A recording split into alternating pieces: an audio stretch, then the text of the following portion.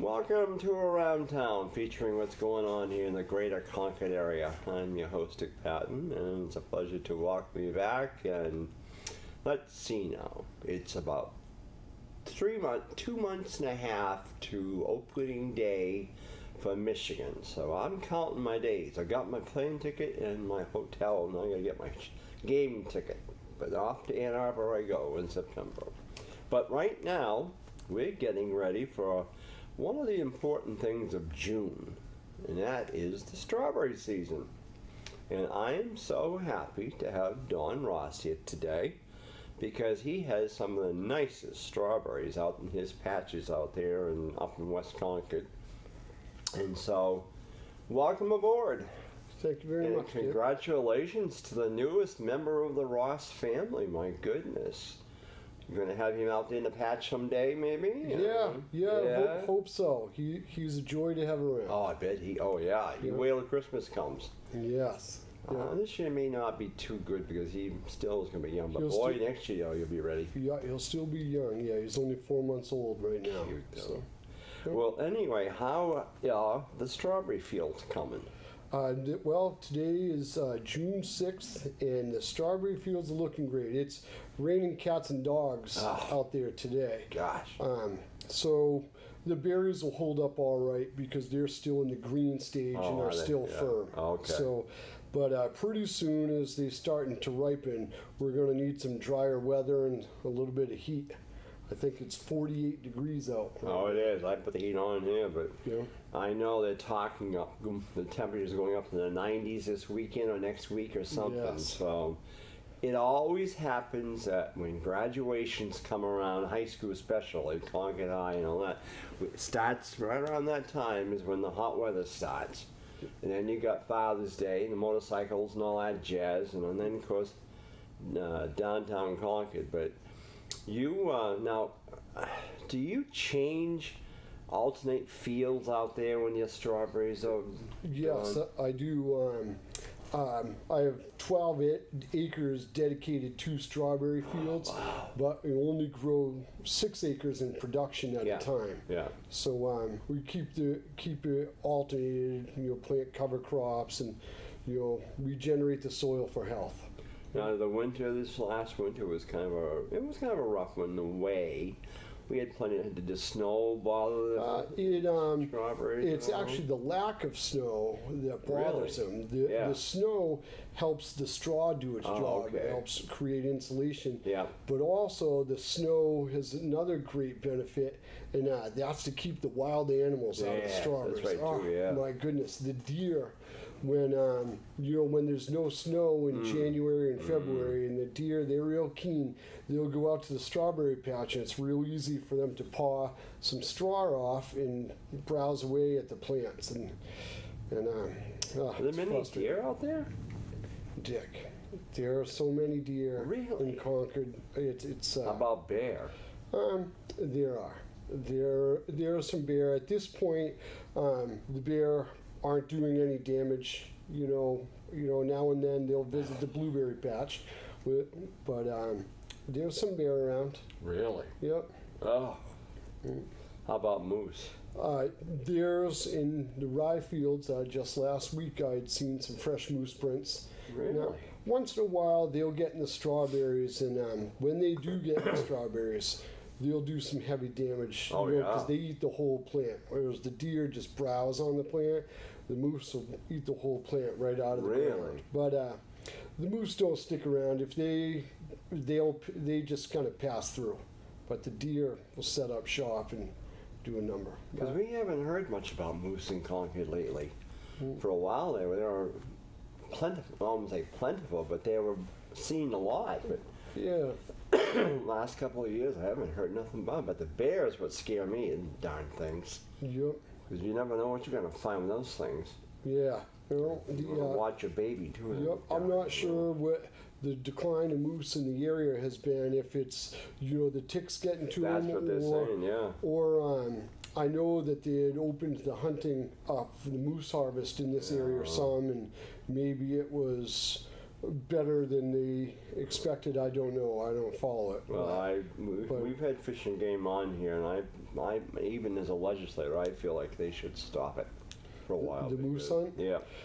Yeah, I mean, they've had. You're right. They. I think it was more successful than they thought. Yep. But I don't know how it works. It could be also the moose hunt if it happened on a limited basis. Maybe you'd harvest out some of the, Darwin's theory of evolution, survival of the fittest. Maybe you'd harvest out some of the smaller ones, but or less adapted. But I don't know. I'm not a hunter. Actually. Neither am I. I'm not either. Yep. But I know you. So how many? Now I know you. In past years, you plant several different types of strawberries, right? That's correct. And I could never tell one from another, but I know they all have a good taste. They're real unique. Each variety does have its own flavor or its own resistance to different soils or diseases, and also different ripening patterns. Yeah. And so I really try to, focus on the varieties that work in the type of soil that we have. Yeah. And also work with the varieties that will extend my season. So some good early ones, some nice heavy producers in the bulk of the season, and then some late ones too. So I'll get an overlap into the blueberry season. And so the longer I can keep the crop ripe and open, the happier I can make the public. So you'll start picking probably around the end of June. No, sooner than that. Really? Probably, today's June 6th, and I'm going to say pretty close to the 15th. Really? Yeah, there's berries out there that are pretty good size, and with this water, they're growing fast. Yeah. So we get a few handful of days of heat, and they'll ripen right up. So well, I'll have to call and reserve some already picked ones. My picking days are over with, but they're always. Oh my gosh, they smell so good. Oh yeah, they do. And just to pick them up and eat them, But but then of course you'll go up into mid-July. Usually I figure June 10th or 15th through July 15th. Really? Yep. Yeah. So I get about 33 days of harvest. And then the blueberries start. Somewhere around July 1st to July 4th. Usually on July 4th, you can have red, white, and blue. Yeah. Red strawberries, white whipped cream, and blue blueberries. Oh gosh, yes, there you go. Yeah. And then how many acres of blueberries do you have? I have 2 acres of blueberries, and they usually go pretty strong right through Labor Day. Into the first week or so of September. I've actually, what I think is my best variety, which tastes the best and produces the best, is actually ripe in late August. And they're huge blueberries, and they freeze well, and they're delicious. But sometimes I have trouble marketing them because a lot of people think that blueberry season is tapered off late August. But I usually, this one particular variety I have is excellent. Well, I look for your sign out there. It tells if it's strawberries or if it's pumpkin time or if it's Christmas tree. I always watch for that sign out there, and I know. But you've got how many different kinds of blueberries? Yep, I want to say half a dozen, probably 6 different varieties. And really? The same idea, some to ripen real early to get the season going, and then some mid-season producers, and then some late-season producers. So the longer I can keep open, again, it's more opportunity to share them with the public. So. Now you don't grow raspberries or blackberries, right? I don't. No, just I have a few small bushes around for personal use, but not on a commercial basis. Love blackberries, but I don't care for the prickle bushes or the hornets or bees around them. But I've always liked blackberries. But raspberries, I've never been a real fan of them. Yeah, I enjoy them. They're delicate, great taste, but. We've got to have some time to go fishing. Yeah, that's true too. I mean, strawberries I love, but strawberry shortcake, boy, I remember that. My grandmother would always make biscuits, homemade biscuits, or my mother would, and then we'd have the strawberries and layer them, and then the homemade whipped cream or something, you know, not Cool Whip, but regular whipped cream from that they would wind up there, or I can't think of the word I want, but anyway, and boy, that was quite a dessert. Yeah. And now I guess I got everything, because Hopkinton usually has a strawberry festival out there, but I don't know, I never could get really into strawberry shakes are good, I suppose, but I just like the old, and I just like Right, yeah. We try to, each year, our friends and I, we try to come up with a long list of different ways to use strawberries. Yeah, but, you know, right, strawberry shortcake's pretty tough to beat. Oh, you know, some nice fresh biscuits and homemade whipped cream. Yeah. And if you've ever had Kentucky Creamery heavy cream and mixed that up to make some nice whipped cream. Really?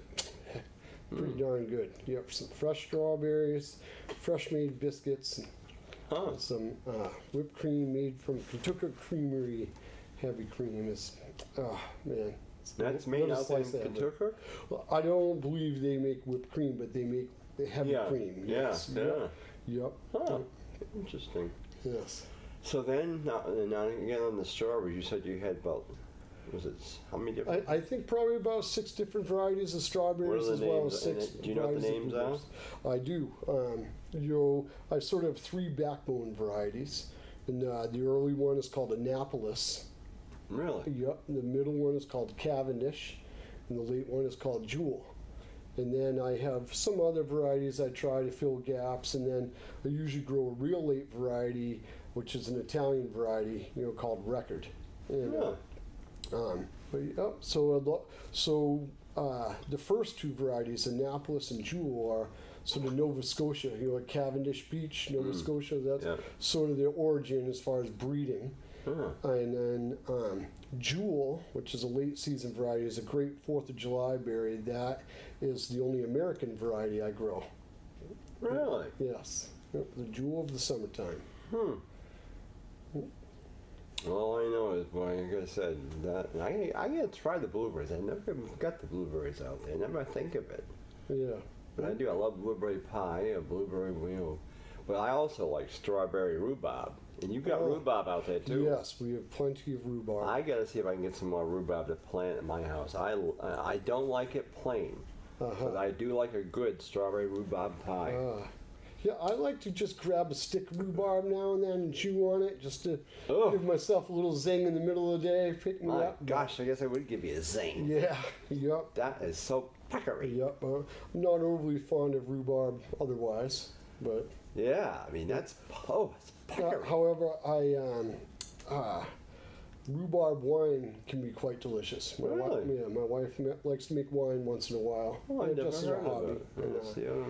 For goodness sakes. If aged at the right time, it's delicious. No, my mother always loved riding out through West Parish Road, or up there, Little Pond Road, up that whole area. She loved it. And driving up to your place, I noticed the Christmas trees on the side there. They're getting, you know, do you sell a lot of trees up there? I move a pretty good amount. Yeah. You know,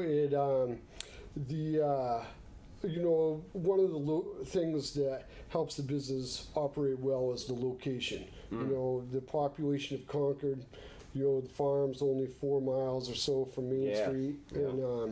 And so, you know, but it really feels...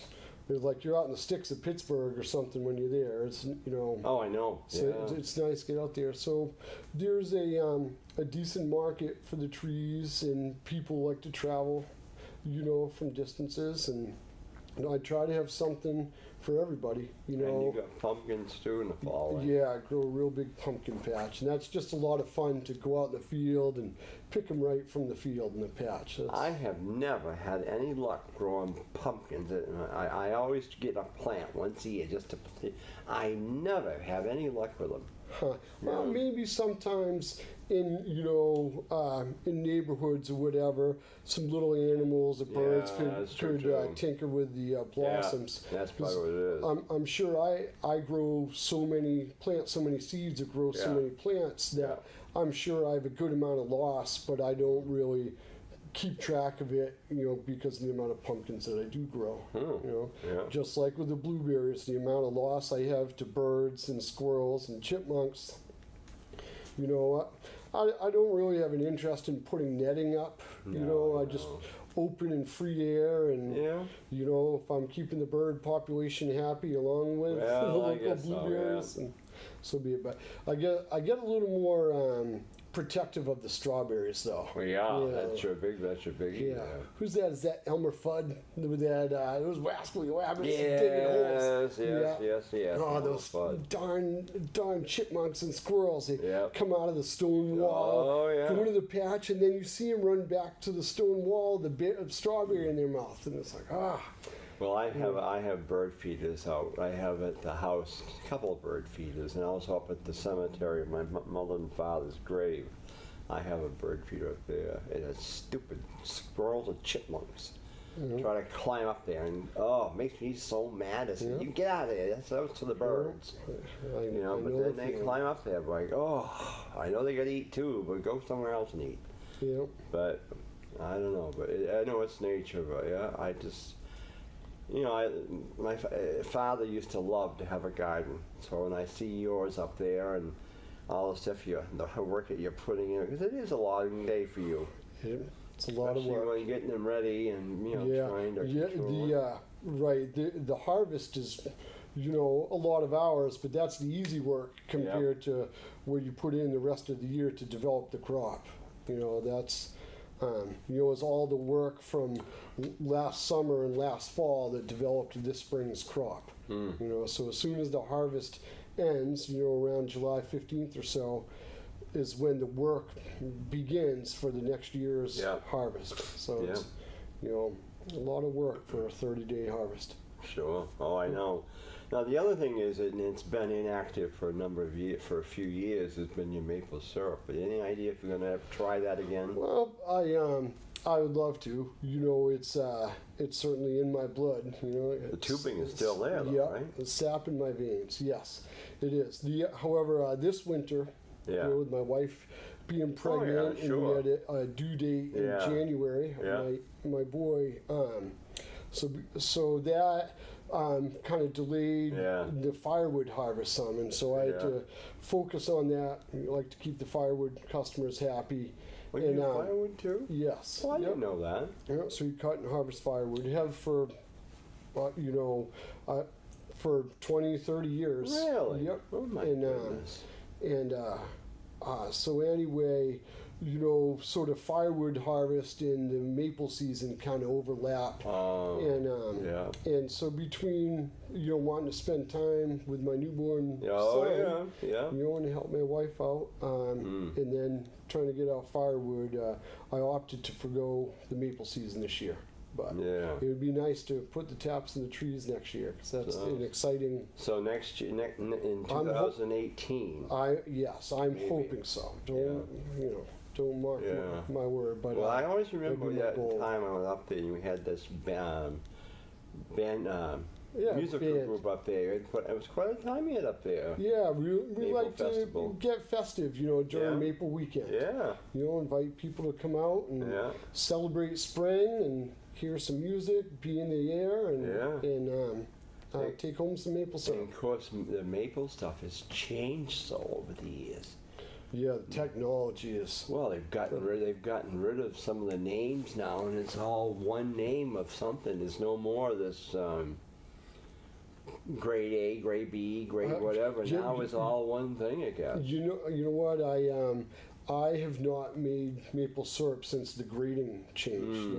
So I couldn't comment accurately on that. I'll have to learn that before next year. Yeah, it's different, because I had Howard Pearl on this year talking about it, because he does tapping. He sure does, yeah. And Dean Wilbur's been on at time, and it's quite a thing. I mean, boy, but no, we all look for it. And of course the strawberries. How many do you think you sell a year out there? I mean, how many?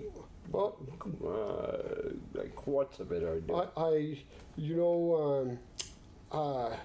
I mean, like I said, about 6 acres. I mean, somewhere in the vicinity of, you know, maybe 45, 50,000 pounds, something like that. Wow. You know, it all depends. It's weather dependent, crop dependent, client dependent. There's so many different things, and there's never 2 years that are the same. Wow. You know, so. All right. Yep. That's good though, because you know you hear about how excuse me, how farming has changed so much, or we've lost so many farms in the area. But to see you putting it out there and getting things going makes it good to see that Concord still is an agricultural area. Yeah, I appreciate you saying that, Dick. It's, you know, I represent a very small portion of the population. Yeah. You know, but still, being a farmer, and there are some. There certainly are some nice farmers around the Concord area and around New Hampshire, and it was really nice. Still no thought though about putting a petting zoo out there, like with a couple of cows and a goat and all that. You know,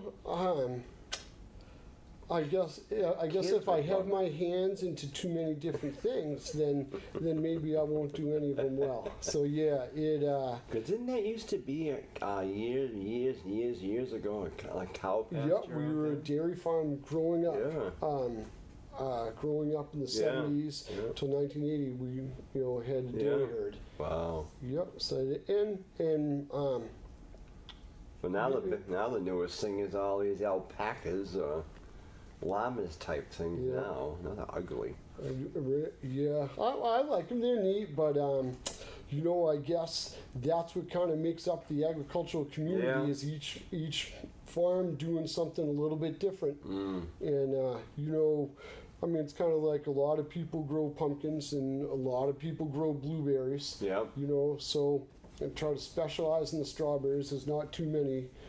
You know, too many strawberries. It's like you getting into chickens. I mean, for a while, people in Concord here, they're all growing chickens. Yeah. I haven't heard much about that. Right, lately. I'm not into chickens. Oh. Yeah, sorry. Did you see, it was funny because in the paper the other day, it showed somebody had bought a school bus, and they parked it out in this pasture or whatever, and built the thing up, and it housed over 300 chickens. Wow, that's fantastic. Hey, Yankee ingenuity. Yeah, I guess so, man. Yeah. I couldn't believe it. Yeah, showed them up there and the nest in there and all. Oh, well, not me. That's pretty intuitive. I like that. Yeah, well, but anyway, I said, but Concord, they were encouraging it, but I haven't seen many lately around.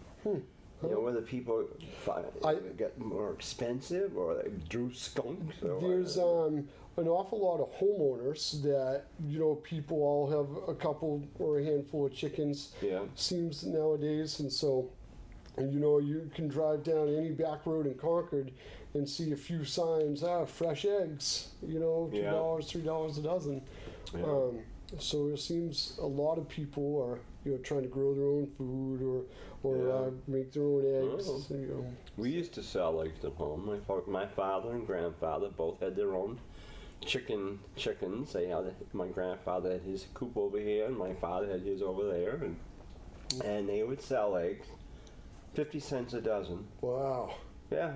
And my other. How long ago was that? Oh God, that's back in the 60s. All right. Yes, Before I know him laughing over there. Yeah. And my other grandmother, she had a farm up in Salisbury, and they had chickens, cows, pigs, and of course they really got in the egg business. They had this conveyor thing that they would put the eggs on, and then they would drop off after whatever the size it was, either jumbo or large. Sorting. It was interesting how they did that. But there again, she would sell eggs for 25 cents or 50 cents a dozen. And now look at it. Yeah, right. You know, $2, $3, I guess. And same with it's the cost of things, you know, to buy feed for any of the animals. The cost of feed is so high. Yeah. You know that you know, I feel for anybody, you know, dairy farmers, chicken farmers, livestock. The cost of feed is tremendous. It is. But well, I hope you have a tremendous strawberry season, you know I'll be out there. Yep. I will. And Yep. I gotta come back to blueberries too, but yeah, but no, I'll be out there to get probably at least my usual.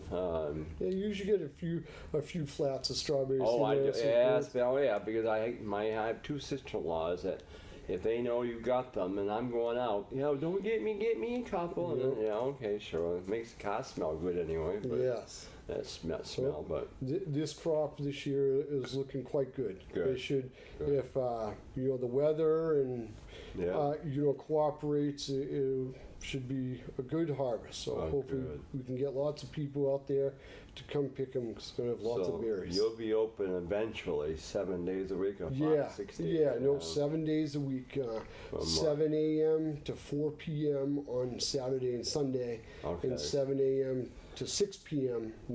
Monday through Friday. Well, I'll be out there on Saturday, but and maybe I can get you to sell me a rhubarb plant so I can plant some rhubarb at home. But I'd rather sell you my rhubarb. Oh, I'll buy it. Oh, okay, all right. Oh, yeah, sure. I don't mind. I want to plant some over there. Okay. My sister, like I said, I like strawberry rhubarb pie. Yes. But anyway, we're coming to close around town. We're talking with Don Ross up at Rossview Farm. So be watching for the sign on the road that says strawberries, right? That's right. All right. Now, what's that? That's Little Pond Road, or is that West? That is actually District 5 Road is off of Lakeview Drive. Yeah, District 5. Out near the city reservoir. Well, I update the Rossview Farm Facebook page. Oh, good. With to update the status as well as I have a website manager that updates the website for me as well. So give information about the farm. Good. Well, we'll see you all, and make sure you all go out and get your fresh strawberries. And I'm telling you, you'll enjoy them, and you'll be back for more. So, and then the blueberries, then the pumpkins. So, with that in mind, thank you so much for Dawn coming in, and we'll look forward to seeing you all soon on Around Town. I'm your host, Patten.